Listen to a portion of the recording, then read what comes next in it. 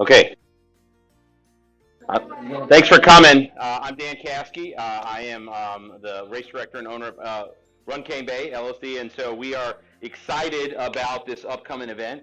And almost as important as our sponsors is our volunteers, because having people out there to ensure everybody has a good time is what makes it work well. So I appreciate the reasons that you're here, that you're going to help me a lot, and so I hope in return that you get my gratitude first, and thank you for doing that. There's a lot of other things you could be doing, maybe a honey-do list or something that you're going to give up, yard work or a golf game or something, and I know that you have other things you could be doing.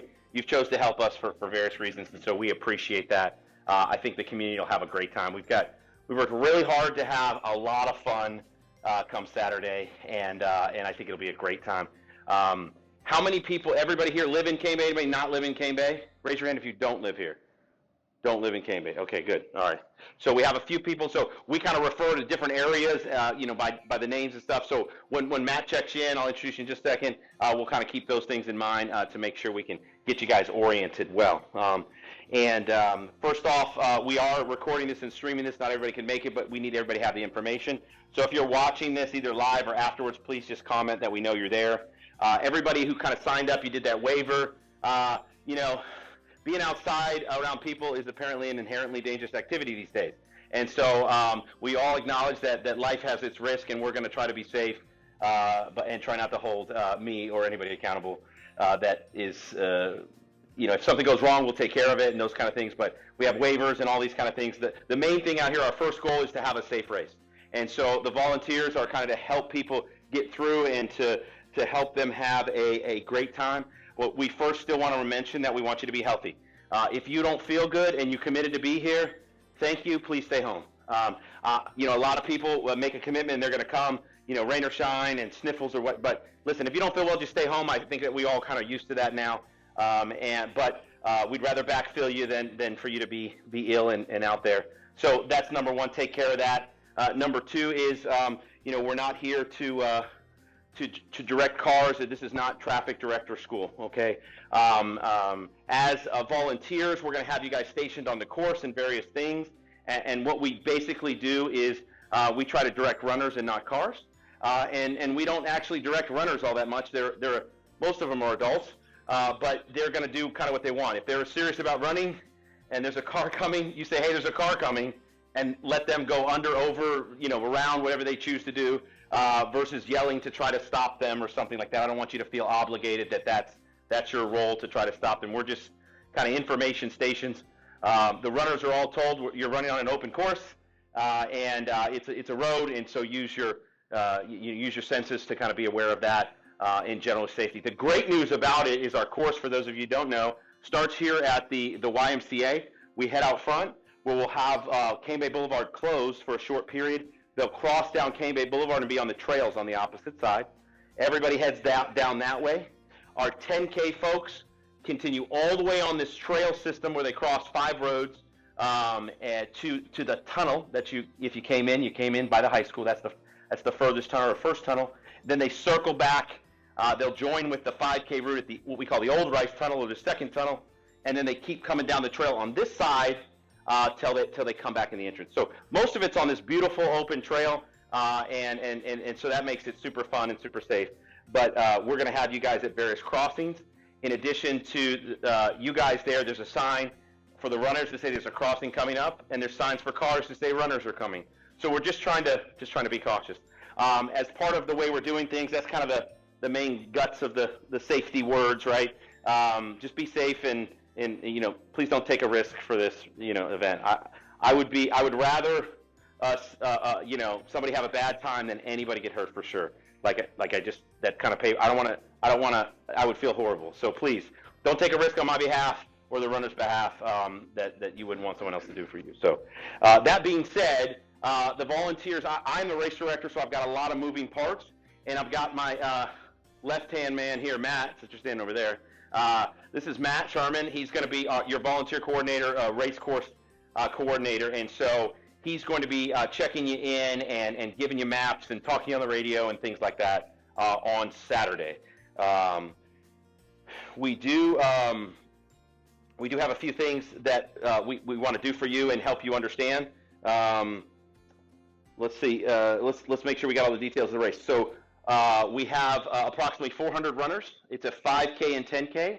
It starts at 8 a.m. The Cane Bay Honor Choir will be here singing the national anthem at 7:57 1/4. And then we'll just set off the horn blast, 8 o'clock. The 10Kers will take off. 8:15, the 5Kers will then take off. They'll go down the course as we described. It is a gun start versus where we have done it in the past, so they'll all be heading off at once, and then everybody spreads out based on their speed. We'll use the trails, as I said, with the trail crossings, and that's mainly where we assign our volunteers. We definitely have some of you here in the parking lot helping, because we got half the lot closed just so they stay on one side or the other, the various things, and then most people are out there on the trail. Now, you're out there to kind of direct people, but you're a cheerleader, right? This is a course, and so, we want you to be hollering them on. I've got cowbells for everybody, so that we can definitely kind of just make a ruckus and enjoy them. Also, the space that you're given, feel free to make it your own. You're going to be there for a little bit. Race starts at 8. We anticipate, we'll call 8:15 for the 5K. An hour and 15 minutes, would be 10 o'clock. That's probably the longest person would be out on the course.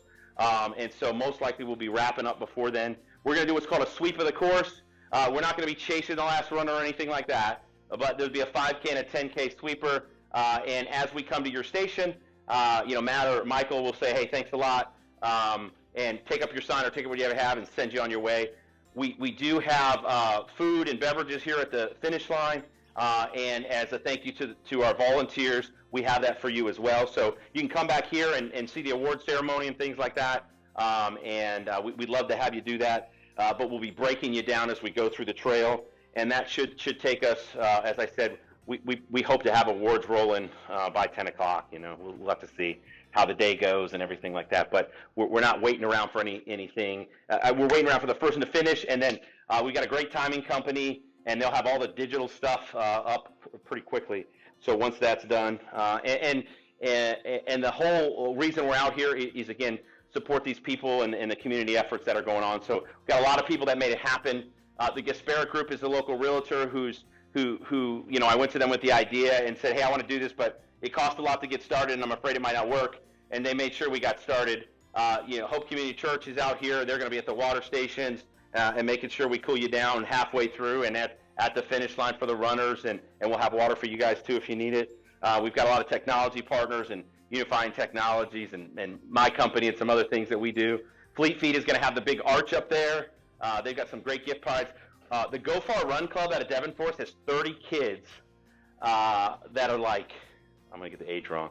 I think they're like 10 or 11. So what grade is that? Fourth. Yeah, I think that's the fourth. Isn't that when they do the Go? So Devon Forest has a ton of kids. We've got a 7-year-old registered and an 80-year-old registered, and everything in between. So there's a ton of people that are out here. Of course, the YMCA is hosting us, and we'll have some fun sponsors from Riverland Dentistry to Fit for Mom is out here. They've got some stroller tips if people have strollers that we're going to be doing. We'll have a chiropractor out adjusting people, and some beverages and stuff to help everybody kind of cool down. And the social media stuff, we keep that rolling. If you have questions, a lot of you have interacted with us digitally, and a lot of that back end has just made my life a lot easier. So that's kind of what we're doing. Race day tasks are basically, at the stations. You'll be assigned a station by Matt. We're not going to pre-assign anything necessarily. We'll try to keep in mind, who lives here and who doesn't. And there's a couple of stations that some people have been familiar with, that because we actually use, who volunteered at the first day 5K? Okay, so the 10K portion is that 5K, and this is the other 5K. So you put that together, it's 10K. So some of you that have been familiar, I'm thinking about you guys, you're going to be over at that. We got 50 cones now. It's going to be very clear at the turnaround over there. Okay, the police department, sheriff's department is, again, at the major crossings to keep that under control. We do need some setup help Friday if somebody wants to help throw some signs up and vandalize the chalk. Temporarily put chalk on the course. Whatever is motivating to people, right? So we're doing that. It's vegetable dye. It comes right off. You are going to be out in the sun. There's like this questionable thunderstorms in the afternoon. You'll probably be pretty close to your home depending on where you live. There's, of course, bathrooms here. We don't have porta potties out there on the course or anything. It's not that long. You'll kind of be in pairs maybe, but again, hour and a half. So just kind of plan for that. Bring some water or food or whatever you need, head covering or so you're not staying in the sun. Report to Matt by, we're saying 7:30. Is that right? Pavilion. Well, we're going to put you out front. That way they don't have to try to. Yeah. So out front of the Y, there's those kind of weird, is this two roads or not thing. On the left, he'll be out there in a golf cart, maybe with a flashing vest on. I'll see what I can get him to do.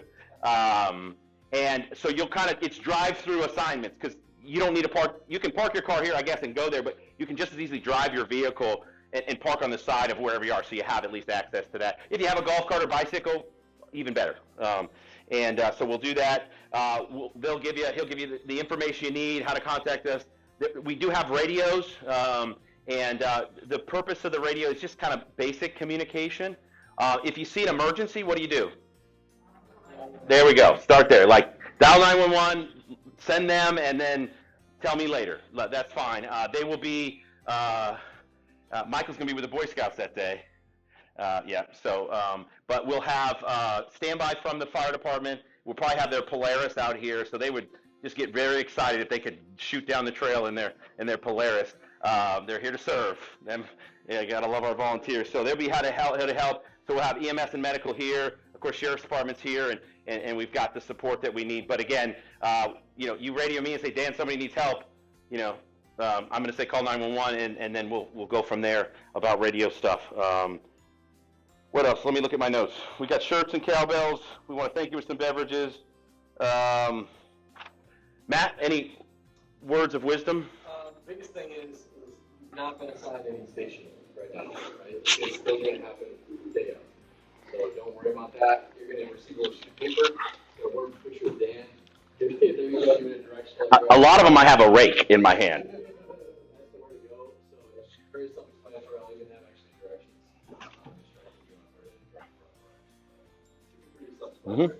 If you want to go on the race website, you'll see the 5K and 10K routes, and it's like a GPS, but you can kind of look just so you're familiar with it, just to try to pay attention from that standpoint. Runners again are told to know the course. One of the biggest comments that we did receive from January is everybody said they love the smiling volunteers. So smile, cheer, and that'll keep them moving. I think it'll really motivate these people. It's a fun course to run. So, any other thoughts from you? All right, how about questions? Any questions from anybody in here? I think we're pretty good. Yes. Yeah.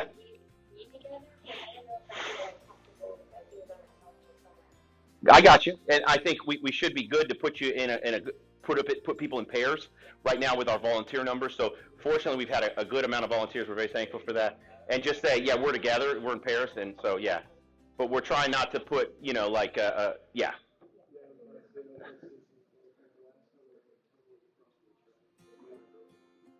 Yeah. So, and we got a bunch of stuff. So we'll definitely pay attention to that. So that would be just let Matt know who you're with, and we'll try to get you eye shots and parking reasonableness. That's a good question. Thoughts? Questions?